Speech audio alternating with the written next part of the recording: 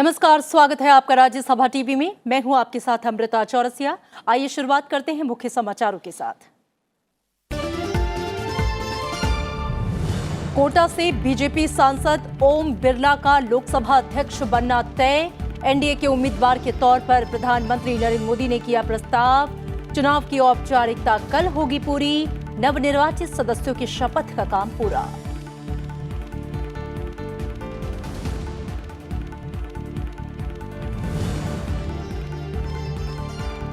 भ्रष्टाचार के खिलाफ फिर एक्शन में मोदी सरकार। आरोपों से घिरे कस्टम्स और सेंट्रल एक्साइज के 15 वरिष्ठ अधिकारियों को किया गया अनिवार्य सेवा निवृत्त। नियम 56 जे के तहत कार्रवाई।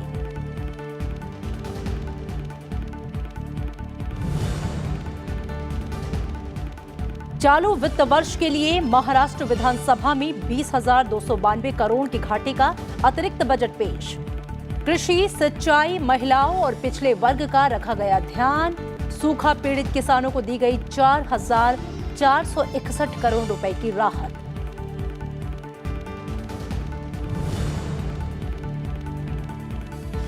बिहार में नहीं थम रहा दिमागी बुखार का कहर। अब तक 132 बच्चों की मौत। मुख्यमंत्री नीतीश कुमार ने मुजफ्फरपुर का दौरा कर लिया हालात का जायजा। अत्याधुनिक अनुसंधान केंद्र के लिए केंद्र सरकार ने भेजा उच्च स्तरीय दल।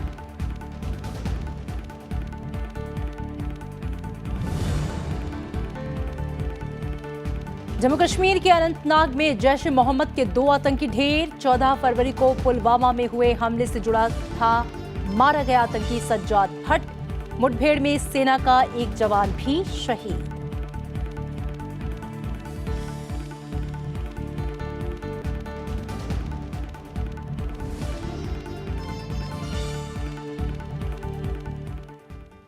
बीजेपी के 2 बार के सांसद ओम बिरला को एनडीए ने लोकसभा अध्यक्ष पद के लिए उम्मीदवार बनाया है। ओम बिरला राजस्थान के कोटा से दूसरी बार सांसद चुने गए हैं। उनके नाम का प्रस्ताव प्रधानमंत्री नरेंद्र मोदी ने किया, जबकि राजनाथ सिंह और अमित शाह ने प्रस्ताव का अनुमोदन किया। एनडीए उम्मीदवार होने की वजह से ओम बिरला का लोकसभा अध्यक्ष बनना तय माना जा रहा है। उनकी उम्मीदवारी को व्यापक समर्थन मिल रहा है। माननीय प्रधानमंत्री जी, माननीय रक्षा मंत्री जी, माननीय गृह मंत्री जी, सरफेस ट्रांसपोर्ट मिनिस्टर और पार्टियों की तरफ से बीजेडी, शिवसेना, एनपीपी और एमएनएफ, अकाली दल, एनजेएसपी, एसआरसीपी, जेडीयू, एआईएडीएमके, अपना दल, ये लोग सेकेंडर के लिए साइन किया है। और वहीं लोकसभा अध्यक्ष का नाम अनुमोदित होने के बाद ओम बिरला ने लोकसभा की पूर्व अध्यक्षा सुमित्रा महाजन से उनके घर जाकर मुलाकात की। सुमित्रा महाजन ने ओम बिरला पर भरोसा जताते हुए कहा कि उन्हें संसदीय प्रक्रिया की पूरी जानकारी है और वो सदन अच्छे से चलाएंगे। बहुत अच्छा लगा कि स्पीकर के रूप में उनका चुनाव हुआ है, नॉमिनेशन हुआ है। अभी मुझे विश्वास है कि बहुत अच्छे तरीके से वो सदन संभालेंगे, क्योंकि थोड़ा थोड़ा पुराने होने के नाते परिचित भी है सबसे, और पार्लियामेंट्री ग्रुप में काम कैसे होता है या स्पीकर ऑफिस में काम कैसे होता है, ये कहीं ना कहीं कमेटियों में साथ में रहने के कारण बहुत कुछ वो जान चुके हैं। ओम बिरला 2014 में पहली बार कोटा से सांसद बने थे। 2019 के लोकसभा चुनाव में वो दोबारा कोटा से सांसद बने। 2003 से 2014 के बीच 3 बार राजस्थान विधानसभा के सदस्य चुने गए। ओम बिरला 2004 से 2008 तक राजस्थान सरकार में संसदीय सचिव रहे। साथ ही बीजेपी युवा मोर्चा में राष्ट्रीय उपाध्यक्ष भी रह चुके हैं।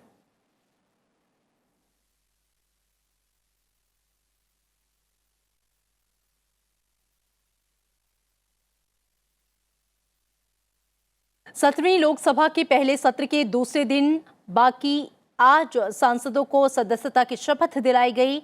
आज सदस्यता लेने वालों में राजस्थान के कोटा से बीजेपी के सांसद ओम बिरला शामिल थे, जिन्हें बीजेपी ने लोकसभा अध्यक्ष का उम्मीदवार बनाया है।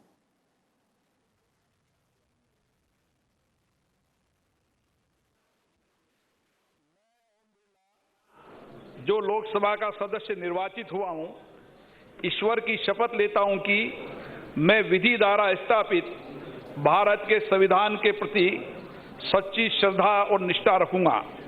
मैं भारत की प्रभुता और अखंडता अक्षुण्ण रखूंगा। और इसके अलावा यूपीए अध्यक्ष सोनिया गांधी, समाजवादी पार्टी अध्यक्ष अखिलेश यादव, कांग्रेस सांसद अधीर रंजन चौधरी, टीएमसी सांसद सुदीप बंदोपाध्याय समेत कई नवनिर्वाचित सांसदों ने लोकसभा सदस्य के रूप में शपथ ली।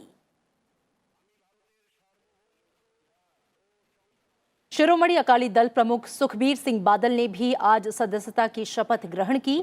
इसके अलावा अभिनेता सनी देओल भी आज शपथ लेने वालों में शामिल थे।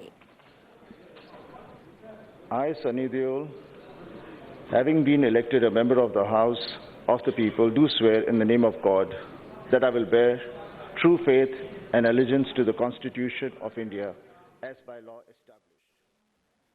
आम आदमी पार्टी के एकमात्र सांसद भगवंत मान ने भी लोकसभा सदस्य के तौर पर शपथ ग्रहण की। पूर्व केंद्रीय मंत्री राज्यवर्धन सिंह राठौर ने लोकसभा सांसद के रूप में शपथ ली। इसके अलावा परनीत कौर और शशि थरूर भी आज शपथ लेने वाले सांसदों में शामिल थे।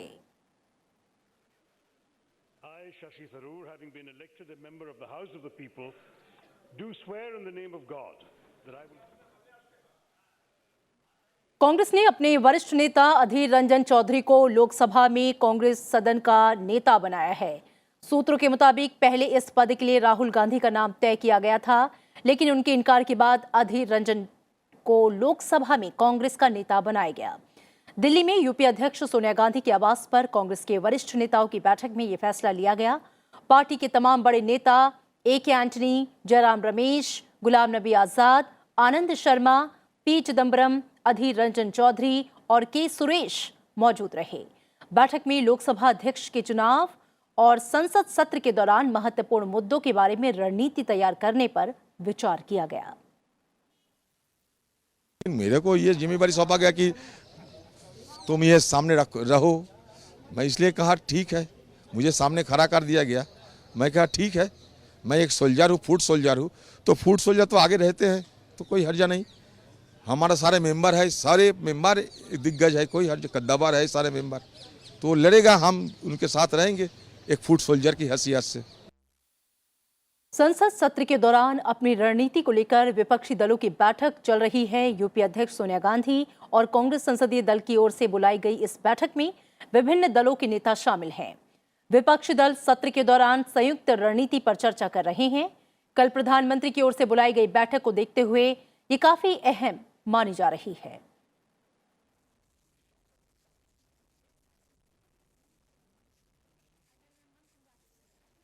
प्रधानमंत्री ने इस बार 2 नई पहल भी की है, जिसके तहत 19 जून को उन्होंने सभी दलों के प्रमुखों यानी कि अध्यक्षों को बैठक का न्योता दिया है।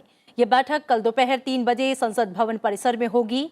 इस बैठक में एक देश एक चुनाव और महात्मा गांधी की 150वीं जयंती से जुड़े कार्यक्रमों को लेकर चर्चा होगी। साथ ही अगले दिन यानी कि 20 जून को प्रधानमंत्री संसद के दोनों सदनों के सभी सांसदों से विभिन्न मुद्दों पर विचार विमर्श करेंगे। ये मुलाकात भी संसद भवन परिसर में ही होगी।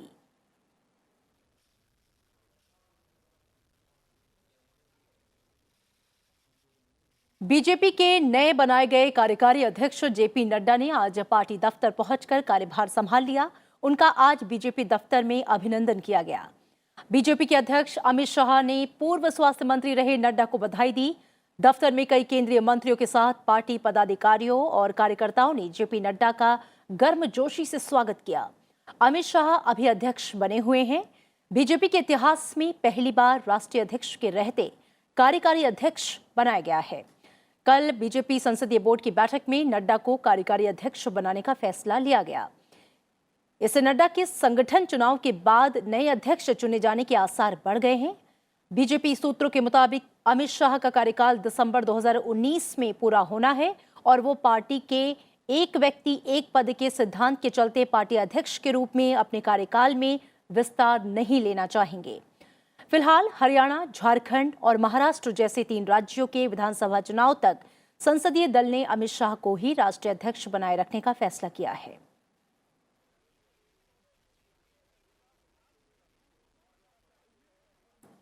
केंद्र सरकार ने एक बार फिर से भ्रष्टाचार के आरोप से घिरे अधिकारियों पर कार्रवाई की है। सरकार ने 15 वरिष्ठ अधिकारियों को अनिवार्य सेवानिवृत्त दे दी है। ये 15 वरिष्ठ अधिकारी सीबीआईसी के प्रधान आयुक्त, आयुक्त और उपायुक्त के रैंक के हैं। इन अधिकारियों को नियम 56J के तहत रिटायरमेंट दिया गया है। इससे पहले भी केंद्र सरकार ऐसे अधिकारियों को अनिवार्य सेवानिवृत्त दे चुकी है जिन पर भ्रष्टाचार के गंभीर आरोप लगे थे। हाल ही में करीब 1 दर्जन कर विभाग के अधिकारियों को अनिवार्य रूप से सेवानिवृत्ति दी गई।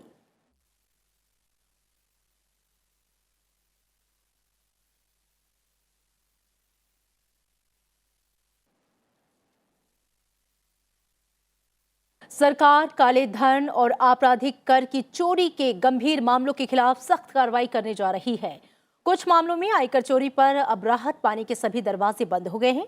केंद्रीय प्रत्यक्ष कर बोर्ड ने आयकर भरने में चूक या गड़बड़ी के मामलों में कुछ जुर्माना चुकाकर उसे नियमित करने या कंपाउंडिंग की प्रक्रिया के बारे में नए दिशा निर्देश दिए हैं। अब मनी लॉन्ड्रिंग, आतंक के वित्त पोषण, भ्रष्टाचार, बेनामी संपत्ति रखने और विदेशों में अघोषित संपत्ति रखने जैसे गंभीर मामलों में आयकर चोरी को लेकर राहत नहीं मिल पाएगी। सोमवार से लागू नए नियम के मुताबिक कोई शख्स मनी लॉन्ड्रिंग कानून के तहत, प्रवर्तन निदेशालय, भ्रष्टाचार निरोधक कानून के तहत सीबीआई, लोकपाल, लोकायुक्त या किसी अन्य जांच एजेंसी के जांच के घेरे में है तो उसे आयकर चोरी के मामले में जुर्माना शुल्क का भुगतान करने से राहत नहीं मिलेगी। विभाग आयकर चोरी मामलों में देखेगा कि इसमें शामिल व्यक्ति का अपराध कितना बड़ा है। हर मामले में तथ्यों और परिस्थितियों पर भी गौर किया जाएगा। केंद्रीय प्रत्यक्ष कर बोर्ड ने प्रत्यक्ष कर कानून के तहत मामलों के निपटान को लेकर जो नए दिशा निर्देश दिए हैं, इनका क्रियान्वयन आयकर अधिनियम 1961 के तहत किया जाएगा। आपको बता दें कि कंपाउंडिंग की प्रक्रिया के तहत अधिकारी कर चोरी करने वाले व्यक्ति से बकाया कर और अधिभार के भुगतान के बाद अभियोजन दायर नहीं करते हैं। इसमें आयकर अधिनियम की धारा 279(2) के तहत ऐसे मामलों का निपटान किया जाता है।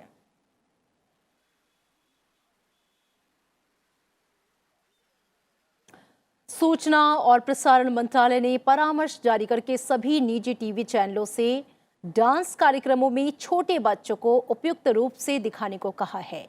मंत्रालय की ओर से जारी एडवाइजरी में यह कहा गया है कि देखने में आया है कि कई डांस कार्यक्रमों में छोटे बच्चे ऐसी मुद्राएं करते हैं जो उनकी आयु को देखते हुए उचित नहीं होती। फिल्मों और अन्य मनोरंजक कार्यक्रमों में वयस्क कलाकार ऐसे करते हैं। मंत्रालय के अनुसार सभी टीवी चैनलों से उम्मीद की जाती है कि वे केबल टेलीविजन नेटवर्क्स नियमन कानून के तहत कार्यक्रम और विज्ञापन संहिताओं में निर्धारित प्रावधानों का पालन करें। इन नियमों के अनुसार ऐसा कोई कार्यक्रम टीवी पर नहीं दिखाया जा सकता जिसमें बच्चों को अशोभनीय ढंग से पेश किया जाए।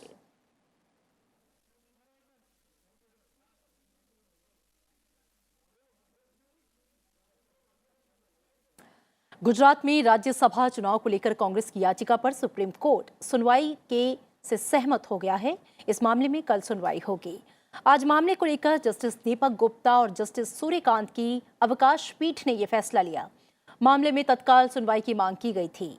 दरअसल चुनाव आयोग ने गुजरात से राज्यसभा की 2 सीटों के उपचुनाव अलग से कराने का फैसला लिया है, जिसे सुप्रीम कोर्ट में चुनौती दी गई है। निर्वाचन आयोग के फैसले को लेकर गुजरात कांग्रेस के नेता विपक्ष परेश भाई धनानी ने सुप्रीम कोर्ट में याचिका दायर की थी। बीजेपी अध्यक्ष और केंद्रीय मंत्री अमित शाह और केंद्रीय मंत्री स्मृति ईरानी के लोकसभा चुनाव जीतने के बाद गुजरात से राज्यसभा की 2 सीटें खाली हुई हैं। सुप्रीम कोर्ट ने सरकारी अस्पतालों में काम करने वाले डॉक्टरों की रक्षा और सुरक्षा से जुड़ी याचिका पर सुनवाई को आज स्थगित कर दिया। जस्टिस दीपक गुप्ता और जस्टिस सूर्यकांत की पीठ ने कहा कि डॉक्टरों ने पश्चिम बंगाल और अन्य राज्यों में अपनी हड़ताल वापस ले ली है। ऐसे में याचिका पर सुनवाई की तत्काल जरूरत नहीं है। कोर्ट ने कहा कि वो इस मामले में फिलहाल कोई नोटिस जारी नहीं कर रहे हैं, लेकिन डॉक्टरों की सुरक्षा से जुड़े मुद्दों पर ध्यान रखे हुए हैं। इसी बीच इंडियन मेडिकल एसोसिएशन ने भी सुप्रीम कोर्ट में एक याचिका दायर की है, जिससे कोर्ट से डॉक्टरों की रक्षा और सुरक्षा को लेकर मामले में हस्तक्षेप का अनुरोध किया गया है। याचिका में ये मांग की गई है कि पूरे देश में डॉक्टरों को सुरक्षा प्रदान की जाए। इससे पहले सोमवार को पश्चिम बंगाल में डॉक्टरों ने मुख्यमंत्री ममता बनर्जी से मुलाकात के बाद 1 हफ्ते से जारी हड़ताल को खत्म कर दिया था।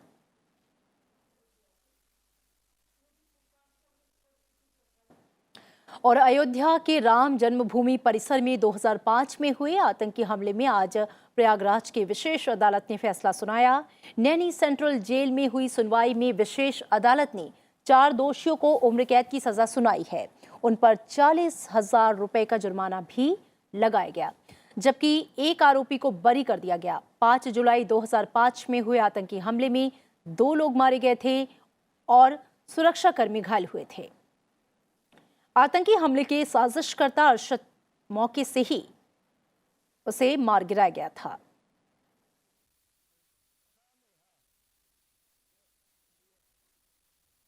आज फैसला आया है। मोहम्मद अजीज़ को 5 में से एक अक्यूज़ है मोहम्मद अजीज़, उनको कोर्ट ने ऑनरेबल कोर्ट ने उनको छोड़ दिया है सभी धाराओं में। और 4 मुलजिमानों को जो सबसे बड़ी धारा है 302 उसमें षड्यंत्र का दोषी पाते हुए और छोटी दफाओं में भी कन्विक्ट किया है। जम्मू कश्मीर में सुरक्षा बलों को आज एक बड़ी कामयाबी हाथ लगी है। भारतीय सेना के जवानों ने अनंतनाग जिले में 2 आतंकियों को मार गिराया। इनमें एक आतंकी वो भी था जो पुलवामा हमले के मुख्य साजिशकर्ता में से एक था। सुरक्षा बलों को अनंतनाग जिले के बिजबिहाड़ा इलाके में आतंकियों के छिपे होने की खुफिया जानकारी मिली थी, जिसके बाद इलाके में सर्च ऑपरेशन चलाया गया। लेकिन दक्षिण कश्मीर में चलाया गया ये तलाशी अभियान उस वक्त मुठभेड़ में तब्दील हो गया जब इलाके में छिपे आतंकियों ने सुरक्षा बलों पर गोलीबारी शुरू कर दी। सुरक्षा बलों ने भी आतंकियों के हमले का मुंहतोड़ जवाब दिया और 2 आतंकियों को मार गिराया। इस दौरान एक आर्मी जवान भी शहीद हो गया। जवान को मुठभेड़ के दौरान गोली लगी थी और उन्होंने इलाज के दौरान दम तोड़ दिया। मुठभेड़ में मारे गए आतंकियों के नाम सज्जाद भट्ट और तौसीफ भट्ट हैं, जो आतंकी संगठन जैश-ए-मोहम्मद से जुड़े थे। और सुरक्षा बलों को 14 फरवरी को पुलवामा में हुए आतंकी हमले के मामले में सज्जाद भट्ट की तलाश भी थी। इससे पहले सोमवार को भी अनंतनाग जिले में एक मुठभेड़ हुई थी, जिसमें एक आतंकी मारा गया था। इस दौरान गोलीबारी में सेना का एक मेजर अधिकारी शहीद हो गया था और एक अन्य मेजर समेत 3 जवान घायल भी हुए थे।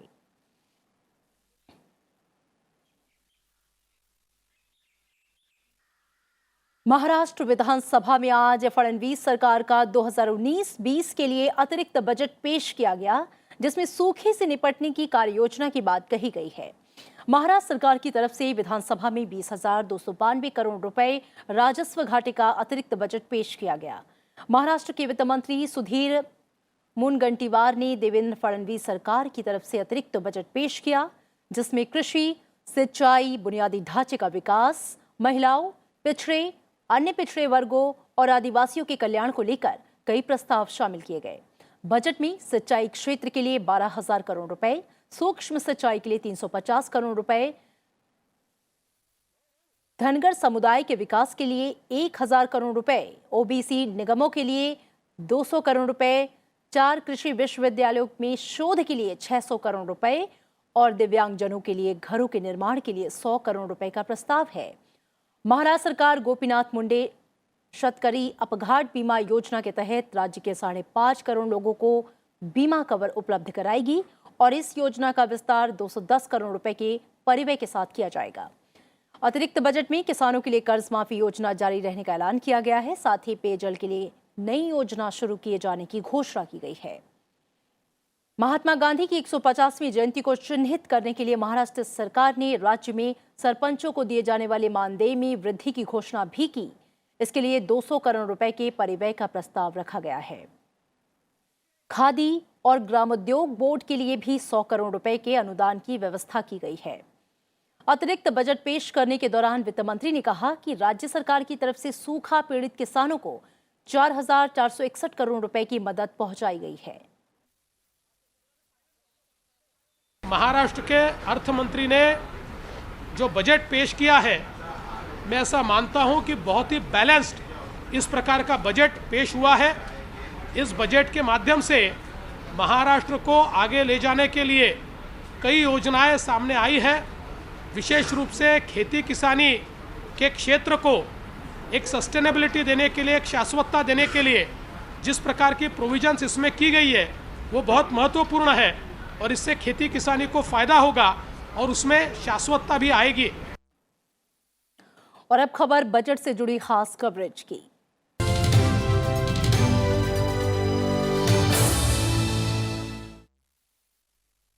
किसी भी देश की सेहत का अंदाजा लगाने के लिए कई मापदंड होते हैं। उन्हीं में से एक अहम मापदंड है जनता का स्वास्थ्य, या कहें कि सरकार आम जनता के स्वास्थ्य के लिए क्या कुछ कर रही है। मोदी सरकार का इस दिशा में लक्ष्य काफी महत्वाकांक्षी है। वो सार्वजनिक स्वास्थ्य पर किए जाने वाले खर्च को सन 2025 तक 1.15% से बढ़ाकर 2.5% करना चाहती है। आइए देखते हैं इस लक्ष्य को पाने के लिए सरकार क्या कदम उठा रही है।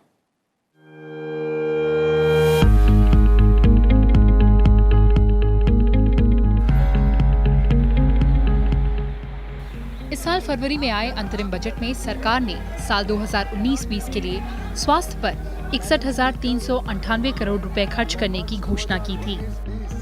इसमें 6,400 करोड़ रुपए सरकार की महत्वाकांक्षी योजना आयुष्मान भारत प्रधानमंत्री जन आरोग्य योजना के लिए रखे गए थे। देखा जाए तो स्वास्थ्य पर पिछले 2 सालों में सरकार ने इतना कभी खर्च नहीं किया था। सरकार आयुष्मान भारत योजना, मिशन इंद्रधनुष और राष्ट्रीय स्वास्थ्य नीति 2017 को लागू कर चुकी है।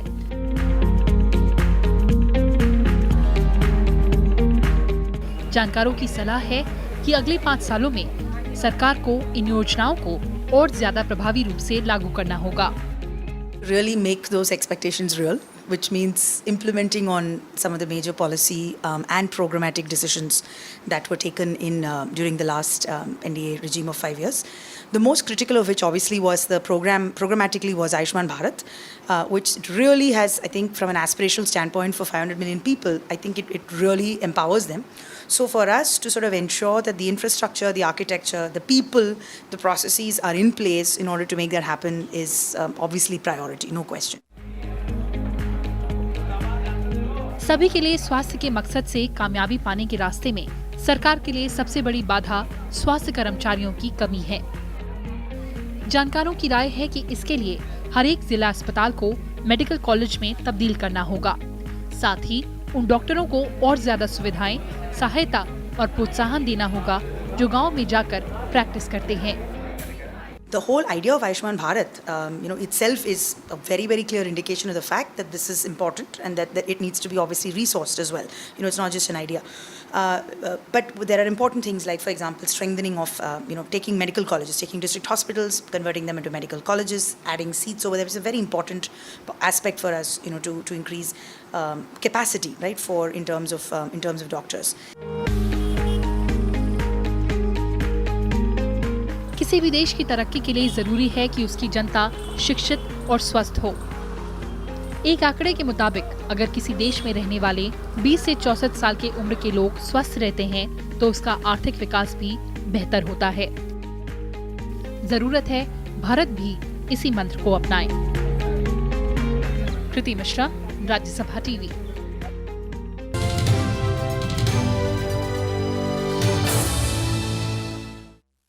बिहार में इंसेफ्लाइटिस सिंड्रोम यानी कि दिमागी बुखार बच्चों के लिए जानलेवा बना हुआ है। मुख्यमंत्री नीतीश कुमार ने आज प्रभावित बच्चों से मिलने के लिए मुजफ्फरपुर के Shri Krishna medical college and hospital का दौरा किया। नीतीश कुमार ने बच्चों के स्वास्थ्य की जानकारी ली और बच्चों के परिजनों से बात की। उन्होंने कहा कि बिहार सरकार दिमागी बुखार से पीड़ित बच्चों के इलाज का पूरा खर्च वहन करेगी। साथ ही राज्य सरकार निजी अस्पतालों में बच्चों का इलाज करा रहे परिवारों के खर्च की भी भरपाई करेगी। साथ ही श्री कृष्ण मेडिकल कॉलेज में मरीजों के लिए बेड की संख्या में इजाफा करने की बात कही गई है। फिलहाल श्री कृष्ण मेडिकल कॉलेज में 610 बेड ही हैं, जिसे 2500 तक बढ़ाया जाएगा। वहीं बिहार में दिमागी बुखार से मरने वाले बच्चों की तादाद तकरीबन 132 हो चुकी है। मुजफ्फरपुर से सटे पूर्वी चंपारण जिले में भी बीमार बच्चों की निगरानी के लिए प्रशासन ने नियंत्रण कक्ष स्थापित किया है। पटना में अधिकारियों के साथ एक उच्च स्तरीय बैठक में दिमागी बुखार के खतरे से निपटने के लिए कई उपायों पर चर्चा की गई।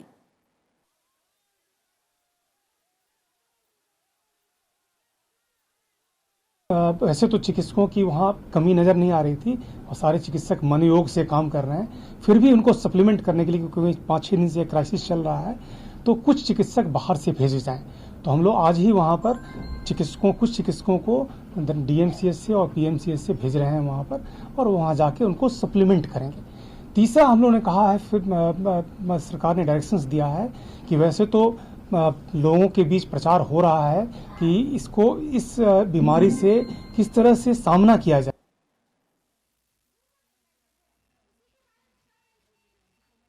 वहीं केंद्र ने दिमागी बुखार के मद्देनजर बिहार में एक और उच्च स्तरीय दल तुरंत भेजने का फैसला किया है।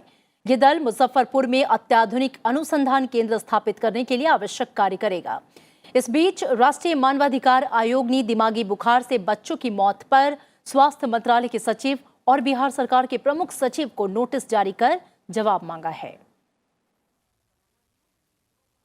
We are delivering the best whatever we could do. Whatever has been done, I have seen that. Whatever is required more, I have advised them, and we have promised every possible support to the state government. और तमाम खबरों के साथ इस bulletin में मेरे साथ इतना ही। आप देखते रहिए राज्यसभा टीवी। नमस्कार।